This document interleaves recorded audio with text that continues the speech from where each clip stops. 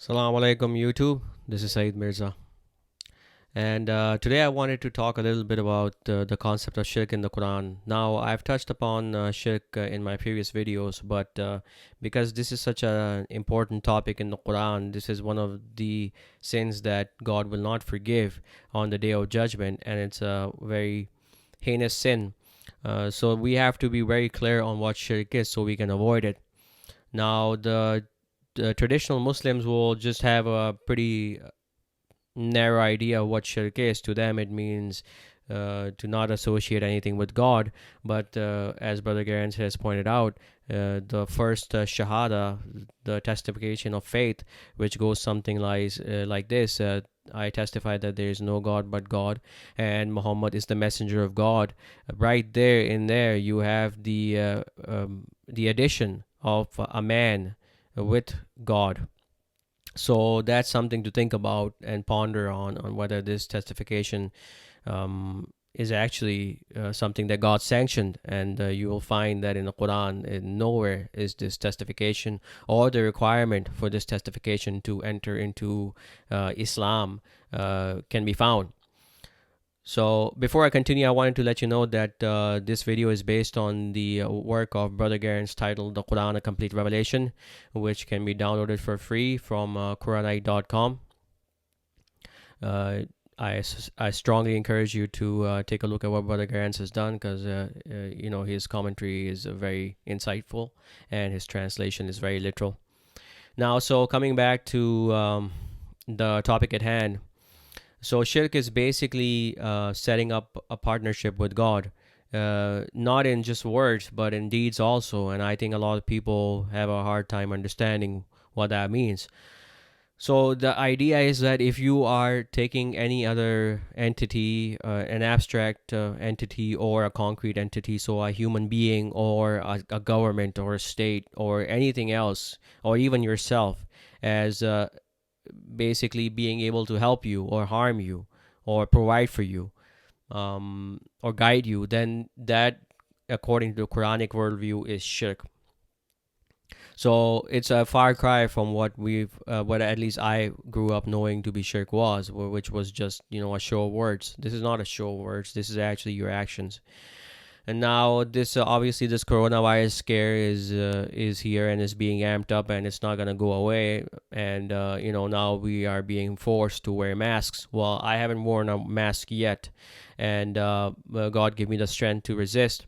But definitely, they're making it much difficult for people who are resisting to not wear masks.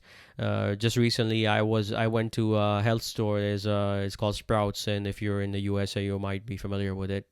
It's a grocery chain, and they basically carry organic foods and that sort of stuff.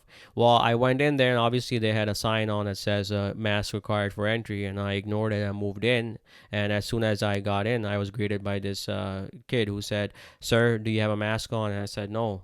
He said, "Why not?" I said, "I don't wear a mask." Anyway, I continued moving forward, and I did my shopping. And as soon as I reached the checkout counter, it was almost like this guy showed up with some sort of like grenade or something, because everyone went into like this sort of alarm mode. And the checkout girl immediately turned off her checkout counter, and her manager said, "Oh, sign out, sign out, sign out." And I said, "What's the problem?" And they wouldn't talk to me. Anyway, they called the manager, I guess the head honcho, and he comes to me and he says, "Yeah, you need to be wearing a mask, otherwise you won't get checked out in here." And I told him I don't wear a mask. And then he said, "Well, okay, I'll check you out this time, this one time, as in he's doing me a favor or something." And I told him, I said, "Yeah, I don't need your favors, and I'm not gonna wear a mask. Is it this time or next time?" And it's very wrong of you to be forcing people to wear masks. I mean, the USA, apparently what we've been taught is basically a lie, that is freedom of choice. There's no freedom, as you might have noticed by now. It's just a show of words. Anyway, suffices to say is that I wasn't able to finish my transaction, and I just left my stuff there. I said I don't really need this stuff. It's nice to have, but I don't really need it. And I'm basically like a persona non grata in that store, which is fine. I don't care. To me, it's important that we stick with some of the principles we have. Whether you agree with me or not, that's besides the point. Because I think it's a good test for us, because what's coming down the line is much more. It is a much harder test, vaccines and all that stuff. So it's good to get warmed up and stick with your principles. I think God said in the Quran He helps, and so we should be asking God for assistance and not care whether we are being pressurized into wearing a mask or not.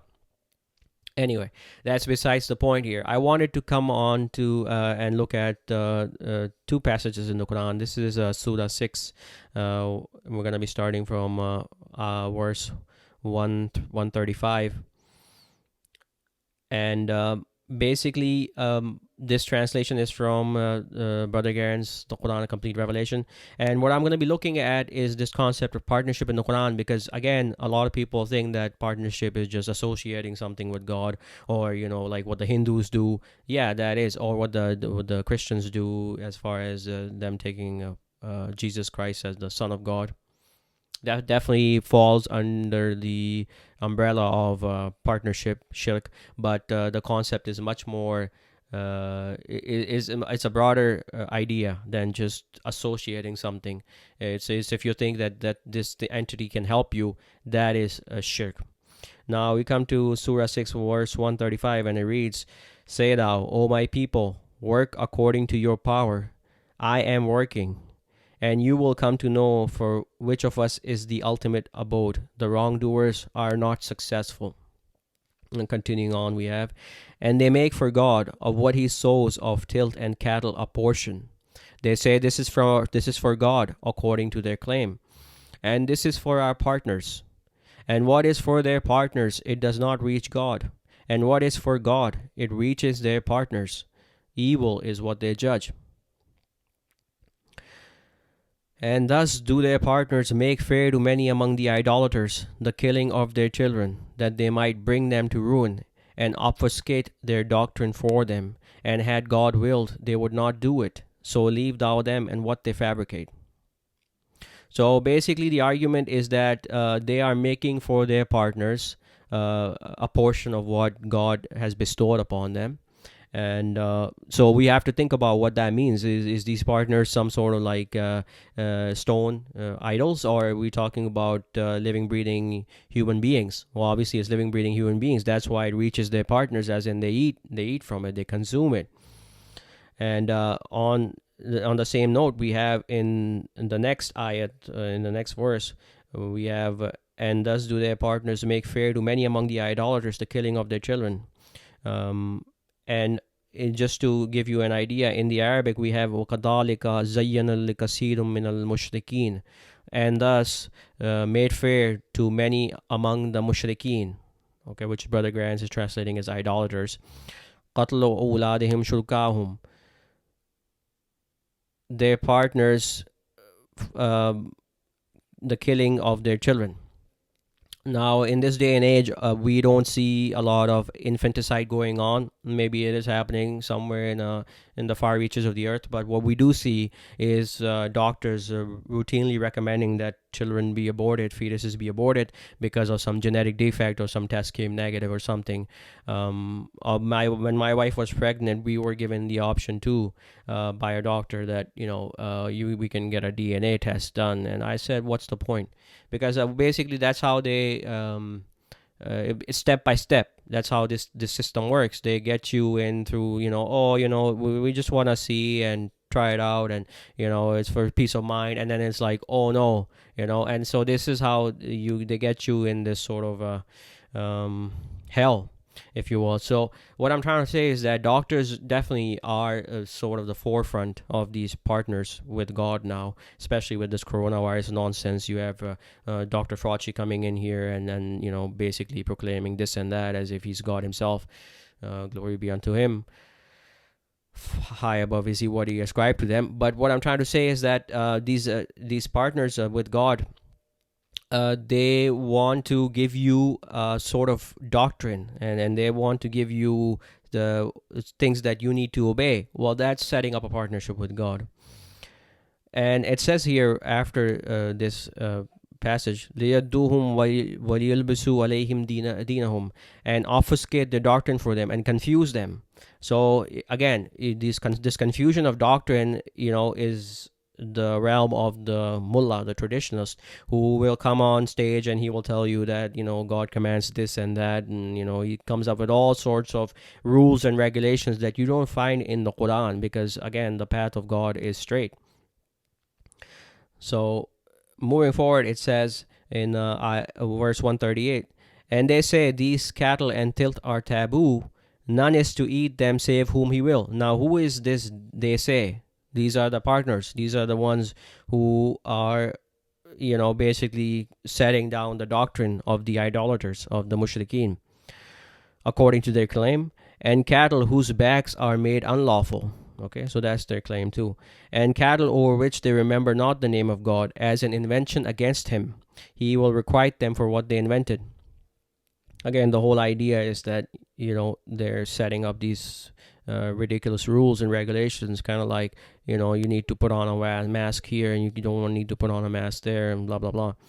And they say that which is in the bellies of such cattle is exclusively for our females and forbidden our wives, and if it be dead, they are all partners therein. He will requite them for their description. He is wise, knowing. So, this is again exclusivity. It's for us, not for them. But, if it's basically a dead animal, like it's garbage, then it's for all of us. And on a side note, I've seen a lot of people doing this sort of nonsense too, where when they're giving in charity, they're going to give, stuff they don't want, or, they think it's not good enough for them. If you read the Quran, that's also not right.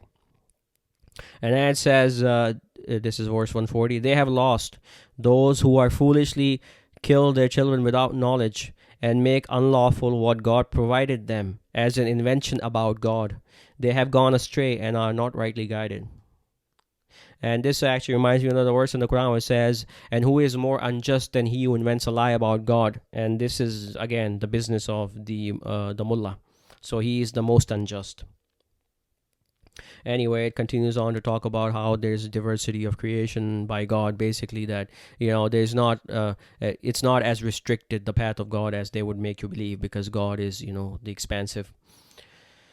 And it just says, and render its due on the day of its harvest, and commit not excess. God loves not the committers of excess. This is the end of verse 141. So this is one part of what I wanted to talk about. There's another passage in the Quran that I think is of interest here. This is Surah 7, verse 188. Now, this is interesting, right? Because we have been taught to believe that, it's our power. We can do. We have the strength to do, this basically negates that idea. It says, say thou, I have no power to do myself benefit or harm, save that God should will. And had I knowledge of the unseen, I would have abundance of wealth, and evil would not have touched me. So this is Muhammad being told, say that, I don't have any power to do myself benefit or harm, save that God should will. What basically it's saying is that you can try, staying away from this, or, getting into that, and trying to do good for yourself. Everyone does that. But understand that God is the one who has complete control over everything. So he is the one who will give you your reward, and he is the one who will save you.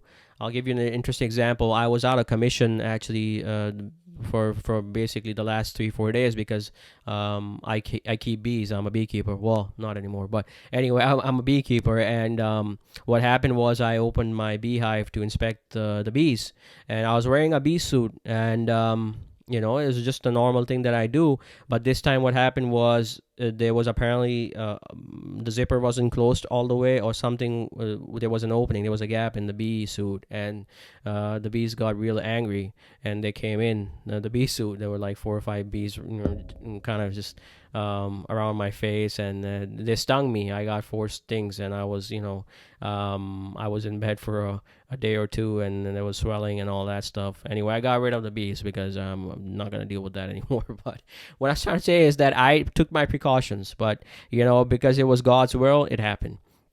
So it's something to think about, that we do take precautions. And this reminds you of a story in the Quran for the Yusuf, when his brothers were going back to the king. Well, no, they were going back to Yusuf, and because they wanted ration supplies, because there was a famine going on, and because the younger brother, your younger stepbrother, who was Yusuf's brother, he was still in the city.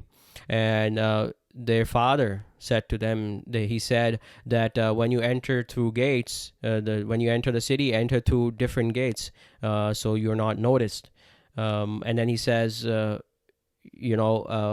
that but God's command is God's command. And what happens is that as soon as they enter the city, even though they enter through multiple gates, so they remain unnoticed, they are caught.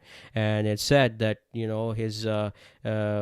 his request was only as a sort of something to satisfy his heart, but God's command is fulfilled. Because everything in this life that will happen to us, our living, our dying, everything is already in the kitab of God, in the book of God. So there's no escaping anything. It says in another place in the Quran, it says that nothing of harm or good reaches us. Obviously, I'm paraphrasing here, but basically the idea is that anything that happens to us, good or bad, is already written before God brings it out, so that it is not, you don't become arrogant that something good has happened to you, and despair when something bad happens to you. So what I'm trying to say is, whether you wear a mask or don't wear a mask, you're gonna get the coronavirus. And if you decide not to wear a mask, then God will give you the strength to deal with that. You can't just go around life acquiescing to these authorities, because at the end of the day, the government, these people in power, they are psychopaths, as Brother Gerrans has said many times. And you obviously know that this agenda is not going to stop. And the more we acquiesce and sort of submit to them, the more they'll push us. There really is no point. You just have to, at one point, just stand your ground and fight. Anyway, to continue on, it says, "An evil would not have touched me. I am only a warner and bearer of glad tidings for people who believe." Okay. And then it talks about, now this is interesting. It says in verse 189, it says, "He it is who created you from a single soul, and he created therefrom its mate, that it might be reassured thereby. Then when he covers her, she bears a light load and passes it by. And when it becomes heavy, they call to God, their Lord. If thou give us one healthy, we will be among the grateful." So these are just ordinary folks. They believe in one God, and they're calling out to God, calling out to God, sincere in doctrine. "And when he gives them one healthy, they appoint him partners in what he gave them." فَلَمَّا أَتَاهُمَا صَالِحًا, salihan means sound, جَعَلَ لَهُ شُرْكَا فِيمَا أَتَاهُمَا, they make for him, shurka, sharik, partners, فِيمَا أَتَاهُمَا, in what he gave them. "But exalted is God above that to which they ascribe a partnership." Who are they ascribing a partnership to? They're appointing partners. Well, it's obviously the people who helped them deliver the baby. There's no other reading around here, okay? Because they obviously asked God for help, but because now it's been delivered. You hear this all the time. People, they get, if they get whatever, if they get something, they'll automatically say, "Oh, I was lucky," or "These people were fantastic. They did a great job. The doctors were always there for us. The nurses were blah blah blah." Now it says in verse 191, "Ascribe their partnership to what creates not anything, but they are created." Okay? But they are created. Who is created? The people that they are ascribing a partnership to. They are themselves created. And I know that there's different readings on this. Brother Gerrans diverges a little bit from what I think is the interpretation of this, and that's fine. I mean, obviously, you can make up your own mind on what you think it means, but to me, this is what it means. And they are not able to help them, nor do they help themselves. Okay, so these people, these partners that they are associating with God, they are not able to help them, and they can't even help themselves. Now it changes the shift of the narrative. It says, and if you invite them to the guidance, they follow you not. It is the same to you, whether you call to them or are silent. Now, what it's talking about here is that now it's saying to whoever the addressee is, like me, it's saying if you invite them to the guidance, they follow you not. So they don't listen to what you're saying. It is the same to you whether you call to them or are silent. This reminds you, I'm sure, of the beginning of Surah 2, where it says that those who are indifferent to warning, it is the same to them whether you warn them or do not warn them. They do not believe. Okay, then it continues on. It says, those to whom you call other than God are servants like you. So call them and let them respond to you if you be truthful. Now, to me, this is another shift in the focus. Now we're talking about basically those people who are setting up a partnership with God. It's saying those to whom you call other than God. So basically, these doctors or these whatever, you think that they can help you? Well, they are servants like you. So call them and let them respond to you if you be truthful. They won't be able to respond to you. But basically, this is the focus is moving back and forth here. Okay, now we get on to verse 195. Have they legs wherewith they walk? The answer is yes, they do. Or have they hands wherewith they hold? Yes, that's true. Or have they eyes wherewith they see? Yep. Or have they ears wherewith they hear? Yes. Say thou, call your partners, then scheme against me and grant me no respite. So now here, basically the person who's reading the Quran, Muhammad or whoever, is being said, okay, now you say to them, call your partners. These partners who have legs wherewith they walk, their eyes wherewith they see, and all this. Call your partners and scheme against me. Do what you can. Give me no respite. And it says, my ally is God who sent down the law, and he is an ally to the righteous. Okay? If you're righteous, God is your ally. And those to whom you call other than him are unable to help you, nor do they help him themselves. Again, then the focus shifts. It's saying those to whom you call other than him are unable to help you. As in, you people who are calling to these, doctors, scientists, or government officials, and all these, morons running around. If you think they are unable to help you, call them. They are unable to help you, nor do they help themselves. Again, no one can help themselves. And if you invite them to guidance, they hear not. Now this is basically coming back. The focus is shifting, saying, if you invite them, as if I am inviting them to guidance, they hear not. And thou seest them looking at thee, but they see not. And now here it's saying that if you see them looking at you, they see not, as in they are blind. These people who you are, calling towards God. And what's also interesting is that I would suggest you reread this again and try different perspectives and see how it makes sense, because this is a very interesting passage, because it's going back and forth and it's changing the subject. Them, you, thee always also comes in here. So my understanding is this, and it may be flawed. God knows best, but I think that what it's talking about is that basically people who are setting up partners with God, and they think that these people are helping them. These are people who they think are helping them, and it's saying to them that they're not helping you. They can't even help themselves, and they have legs and eyes and ears. They're human beings like you, and if you think they can help you, then call them and ask, and basically scheme against me, do me harm. You can't do, because my ally is God. And it takes a lot of faith to understand, to basically internalize this verse, because what it's saying is that you stand up for truth, and you stand up against the powers to be, no matter how much they have in you believing that they are somehow, they have somehow power over you and they can destroy you.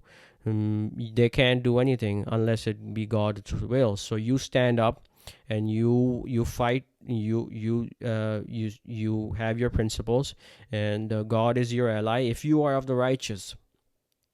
Now, just before I finish this talk, I wanted to talk a little bit about something that one of my brothers, I was talking to him, and there was one thing that I said to him, and I thought I should share with you guys as well, is that a lot of people have this thing that they think that they need to understand Arabic really, really well, and be fluent in it before they can grasp the Quran.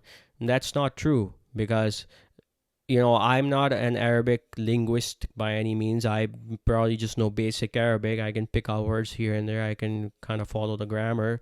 Obviously, I'm always working to improve my Arabic. I'm not a native Arabic speaker, but the first time I read the Quran, Yusuf Ali's translation, I saw through the religion of Islam. And I believe Brother Gerrans has mentioned that earlier too, that he read Yusuf Ali's translation the first time too, and he understood. So what I'm trying to say is that it's not dependent upon whether you learn Arabic or not. You have these guys running around, Noman Ali Khan, Mufti Menk. You don't think they know Arabic? They know Arabic. I'm sure they probably are masters, but it's not to do with knowing Arabic or not. It's about, this book is open for those who are purified and those who are sincere in their hearts. God opens up the guidance for them. It's not dependent on language. Obviously, you should be learning Arabic, but that's not a prerequisite. What's important is that you become moral and you purify yourself. You think the right thoughts and you do right actions, and you are sincere to God, and you try to get closer to Him. That reminds me of a passage in the Quran that talks about this, that if this book was revealed they say if it was revealed in a different language. Again, I'm paraphrasing here, so forgive me, but it's something along the lines that if it's saying that if this was revealed in another language, then they would say, an Arab but a foreign tongue, say thou that it is a healing for those who believe. And basically, that it has nothing to do with the language. What it has to do with is approaching it sincerely and asking God for guidance and trusting Him. So anyway, those are my thoughts at the moment. God willing, until next video, peace be upon you. Take care.